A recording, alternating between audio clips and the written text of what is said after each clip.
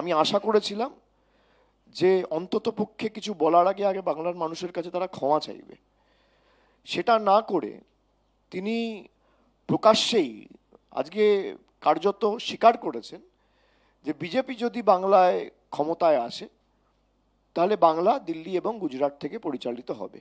এটা আপনারা সবাই দেখেছেন, উনি নিজেই বলেছেন যে इससे বাংলাদেশ से চলে, इससे अच्छा দিল্লি और গুজরাট से চলে। তার মানে কলকাতা বাংলাদেশে, উনি নিজেই তো বলেছেন এটা। বাংলাকে যদি বাংলাদেশের দৃষ্টিভঙ্গি দিকে কেউ দেখে, দেশের প্রধানমন্ত্রী দেখে, দেশের স্বরাষ্ট্রমন্ত্রী দেখে। এটা আমরা বিগত দিনে একাধিকবার বলেছি। বাংলাকে যদি বাংলাদেশ পরিচালিত করে তাহলে দিল্লিতে শেখ হাসিনা কি করছে, ওনার জবাব আছে? 1.5 বছর ধরে শেখ হাসিনাকে নরেন্দ্র মোদীর সরকার কি কারণে আশ্রয় দিয়েছে? কোন শিল্পপতিকে বাঁচানোর জন্য? শেখ হাসিনার স্ট্যাটাস কি? তিনি কি অনুপ্রবেশকারী না শরণার্থী? অমিত শাহ জবাব দিতে পারবেন?